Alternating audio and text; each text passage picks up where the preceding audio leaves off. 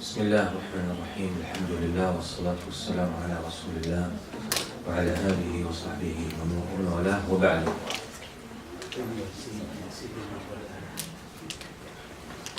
So we reached, I believe, up until verse 218. 218. By the way, we might actually finish Surah Al-Baqarah in March.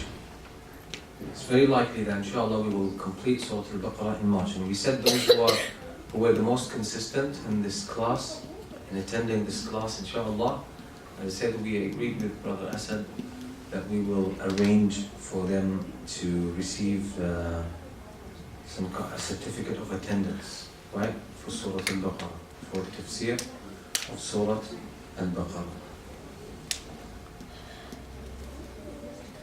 And again, we're going to follow the same approach as always since we started, to focus on the main themes. And we said, if you study a long surah like Surah Al-Baqarah and you take it in a thematic way, it makes a lot of sense.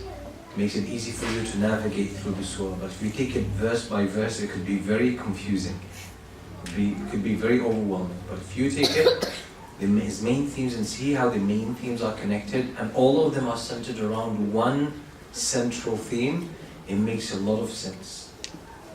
After that, if you really capture this, if you read Surah Al-Baqarah, it makes a lot of sense to you. It becomes easier for you to read through it. It makes it easier for you to follow what the ideas are. Okay, so the last thing we said, again, let's just sort of recap. Remember we said Allah subhanahu wa ta'ala spoke in the verses 216, 217, 218 about why there is warfare in Islam. Why there is warfare in Islam. Islam is not, warfare is not one of the main goals in Islam, but we said it's a necessity of the human condition. Humans will always engage in warfare. And if you don't have the power to defend yourself, stand up for the truth, you'll be eaten for breakfast. That's it. That's it. That's the fact. And we mentioned, you guys remember, what are the reasons why we have warfare in Islam? How many we said? How many reasons? 4. Can you recall them? It's important to understand this because you'll find a lot of bigots out there who speak in public platforms, who say, Islam spread by the sword. We know this is a lie. Or Islam is about, Islam is antagonistic to every other culture and every other civilization, and Islam cannot coexist, and so on and so forth. But once you see what's Islam's view on warfare, you can see that all what they're doing is actually creating a very complex form of lying. It's a big lie. So what are the reasons?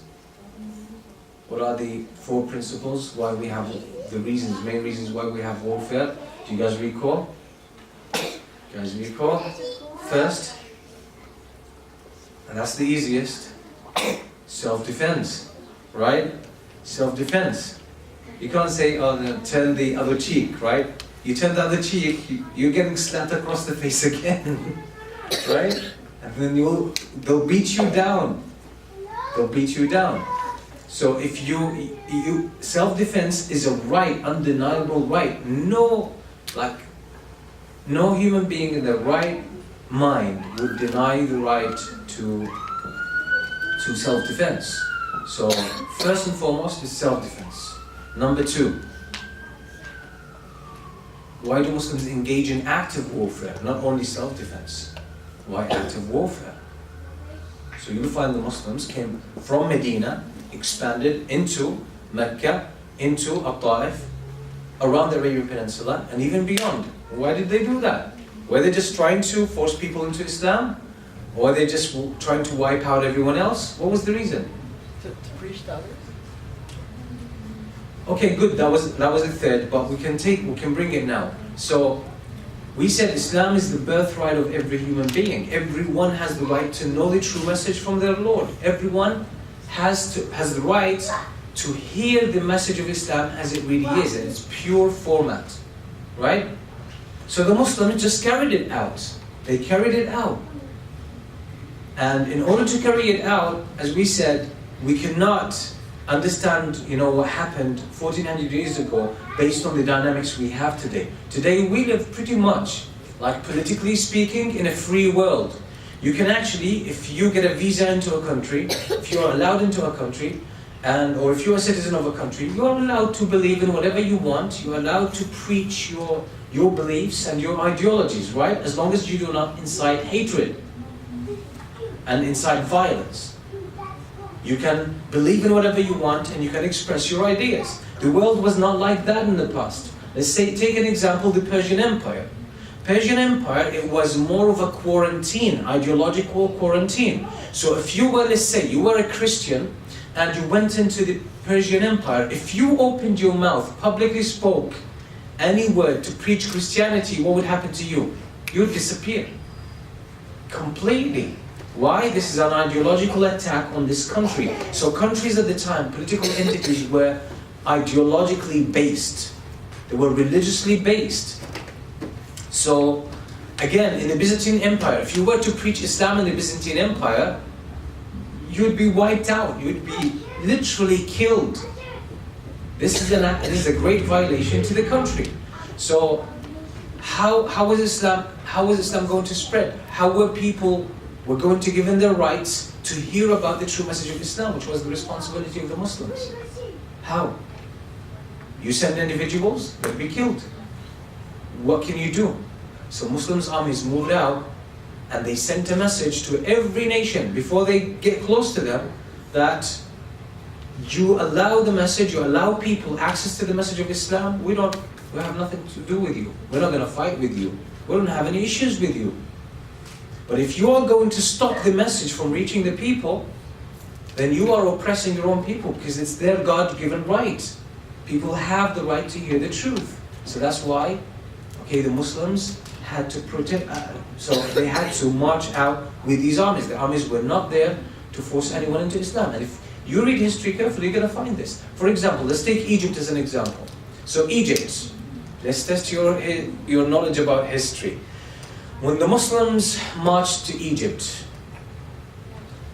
who was Egypt under what kind of reign or government? Who was dominating Egypt at the time? Who? Romans? The Romans, but just before the Muslims came. But it was the Byzantines. So it's the Eastern, so Roman Empire divided into two. The Catholics based on Rome, which is in West Europe, and the Byzantines, who are the Orthodox in Eastern Europe, which was in Constantinople.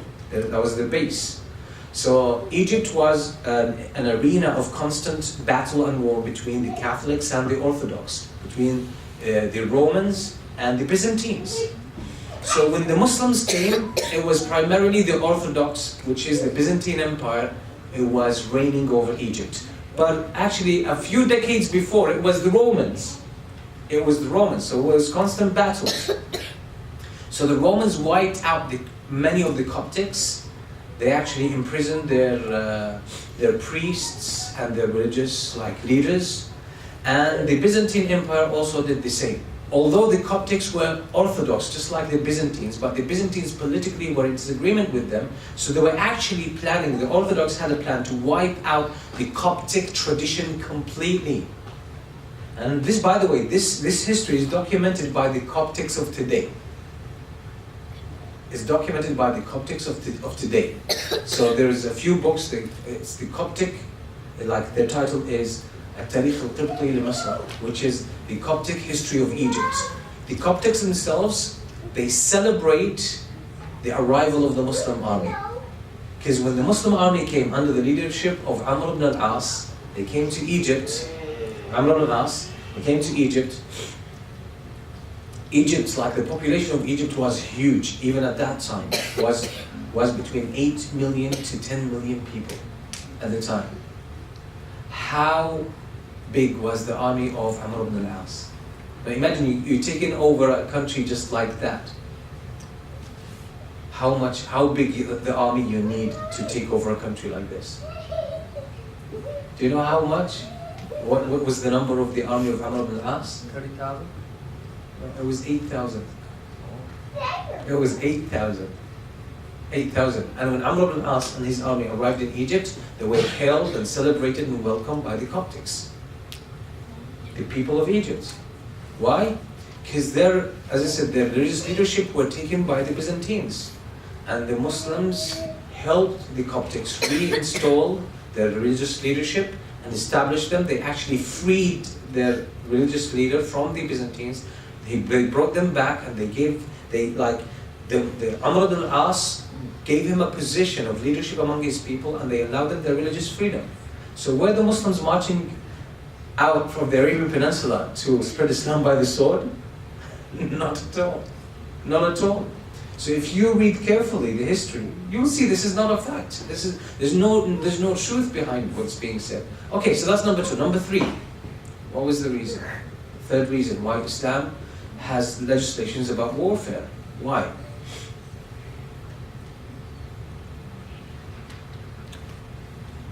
We said you have to be a power, right? You have to be a power to deter other enemies, because if you are not strong, people won't take you seriously and they will set you up. So this is similar to defense, but this is psychological defense. You need to be strong. We said, the Arabs say, if you are not a wolf, you will be eaten by the wolves. So you need to establish power because of that, as a deterrent factor. Number 4, we said what? Rescuing people under oppression. So again, those who talk today against the Islamic expansion in Persia and in the lands that were under the reign of the Byzantine Empire in Asia and in North Africa, what do they claim? They claim that Byzantium was a free empire. People had freedom, it was a civilization, and the Persian Empire was the same. No. The population of these lands were almost turned into slaves, because there were landlords who took possession of all the lands, and they confiscated the lands of the people, and they got the people to work as slaves for them. So there were the elites, these landlords, and the vast majority of the population, they were working day and night, and they could hardly just feed themselves. They were pretty much enslaved. So Allah subhanahu wa ta'ala says, وَمَا لَكُمْ لَا تُقَاتِلُونَ فِي سَبِيلِ اللَّهِ وَالْمُسْتَضْعَفِينَ مِنَ الرِّجَالِ وَالنِّسَاءِ وَالْوِلْدَانِ الَّذِينَ يَقُولُونَ رَبَّنَا أَخْرِجْنَا مِنْ هَذِهِ الْقَرْيَةِ الظَّالِمِ أَهْلُهَا وَاجْعَلْ لَنَا مِنْ لَدُنْكَ وَلِيًّا وَاجْعَلْ لَنَا مِنْ لَدُنْكَ نَصِيرًا. So it's to help the oppressed people. So these are the 4 reasons why there is warfare in Islam. Apart from this, it has nothing to do with Islam. So if you see that, you can see through the lies that are being propagated against Islam. Okay, now let's move on to the new set of verses. We said we're going to find in Surah Al-Baqarah, based on all the things that we discussed, that Allah will tell the Muslims certain details as to how to fulfill the main theme. What is the central theme in Surah Al-Baqarah?